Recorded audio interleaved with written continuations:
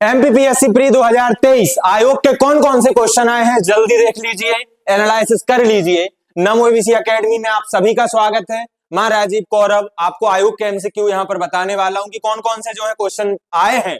सबसे पहले आया है आयोग का क्वेश्चन कैग से रिलेटेड कि भारत के नियंत्रक और महालेखा परीक्षक अधिनियम कितने वर्षों के लिए अपना पद धारण करता है ये अधिकारी। तो इसको ऐसे समझ लीजिए कि ये जो अधिकारी होता है ये 6 साल के लिए अपना पद धारण करता है। यही बातें तो चिल्ला चिल्ला कर बताई गई थी आपको क्लास में, बिल्कुल बहुत बारीकी से भी समझाया गया था और बताया गया था, परेशान नहीं होना है, बहुत इजी क्वेश्चन आएंगे। दूसरी चीज, दूसरा क्वेश्चन आया है सिविल सेवा परीक्षा, ये इससे रिलेटेड नहीं है कि सिविल सेवा परीक्षा की समीक्षा हेतु संघ लोक सेवा आयोग ने जुलाई 2000 में किसकी अध्यक्षता में एक समिति का गठन किया था। तो बताया था मैंने कि प्रोफेसर दीपक कुमार श्रीवास्तव जो है इनकी अध्यक्षता में एक कमेटी बनी थी जिसने यूपीएससी की समीक्षा की गई थी। ठीक है, अगला क्वेश्चन आया है एनजीटी से। एनजीटी पढ़ाते समय बताया था कि बहुत डीप नहीं जाना है, बहुत सलीके से इसका आंसर दिया था कि इसका मुख्यालय कहाँ है। बताया था कि नई दिल्ली में इसका मुख्यालय है और इसके रीजनल सेंटर बताए थे कि भोपाल, चेन्नई, मुंबई, कोलकाता में इसके रीजनल सेंटर हैं। नमो एबीसी एकेडमी ने ये प्रूव कर दिया है कि भोपाल में भी रहकर आप एमपीपीएससी बहुत अच्छे से क्रैक कर सकते हो और इस बार की प्री ने ये साबित भी कर दिया है, हमारी टीम ने ये साबित कर दिया है। कुछ क्वेश्चन और देखिए, मैं आपको बताता हूं। राष्ट्रीय अनुसूचित जनजाति आयोग के अध्यक्ष और उपाध्यक्ष के अतिरिक्त कुल सदस्यों की संख्या कितनी होती है। तो एक होता है अध्यक्ष, एक होता है उपाध्यक्ष और 3 अन्य सदस्य होते हैं। तो मैंने बताया था कि कुल 5 सदस्य होते हैं दोस्तों, कुल 5 सदस्य। तो एक अध्यक्ष होता है, एक उपाध्यक्ष होता है और 3 अन्य सदस्य होते हैं। तो अन्य सदस्यों की संख्या पूछी है, आंसर 3 होगा। जिन बच्चों ने नमो एबीसी एकेडमी को ज्वाइन किया था, जिन्होंने ऑफलाइन ऑनलाइन बैचेस को देखा था, उनको तो ये लप्पू से क्वेश्चन लगे होंगे, बिल्कुल सचिन जैसे क्वेश्चन है, कोई भी इनमें वजनदारी नहीं थी। लेकिन जिन लोगों ने यहाँ पर इनके गलत आंसर दिए हैं उनको थोड़ा रंज भी होगा, कोई बात नहीं। अगली बार हम फिर से बैच लॉन्च करेंगे, आप जुड़िए हमारे साथ, हम आपको फिर से एक सटीक रणनीति के साथ एक मजबूत तैयारी कराएंगे। अगला क्वेश्चन जो आया था कि निम्नलिखित में से कौन सा अधिकार राष्ट्रीय मानव अधिकार के दायरे में नहीं आता है।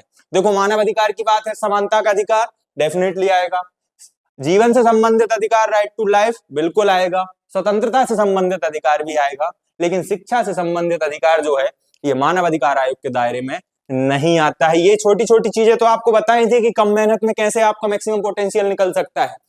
12वें वित्त आयोग के अध्यक्ष कौन थे। तो 12वें वित्त आयोग के जो अध्यक्ष हैं वो डॉक्टर सी रंगराजन थे। वित्त आयोग फाइनेंस कमीशन आर्टिकल 280 में दिया गया है। राष्ट्रीय महिला आयोग के कार्य कहां पर निर्दिष्ट हैं। तो राष्ट्रीय महिला आयोग जो अधिनियम है 1990 का है और इसमें जो धारा 12 है, इसकी धारा 12 में इसके पूरे के पूरे कार्य लिखे गए हैं। ये हमने डिस्कस किया था क्लास में बहुत अच्छे से। निम्नलिखित में से भारतीय संविधान का कौन सा अनुच्छेद लोक सेवा आयोग की व्यय से संबंधित है। अरे यही तो बताया था आपको, अनुच्छेद 315 से पढ़ लो 323 तक, सारा का सारा यूपीएससी एक क्वेश्चन बोला था, डंके की चोट पर बोला था कि यहां से क्वेश्चन आना तय है। अनुच्छेद 320 और 322 तो मैंने स्पेशल स्टार बनवा कर लिखवाए थे कि 320 में आयोग के कार्य हैं और 322 में इसके खर्चे हैं। और खर्चों पर तो मैं हमेशा विशेष ध्यान देता हूं क्योंकि पैसा बहुत मायने रखता है जीवन में। तो अनुच्छेद 322 इसका सही आंसर होगा। योजना आयोग के स्थान पर नई संस्था नीति आयोग का गठन, national institution for transforming India.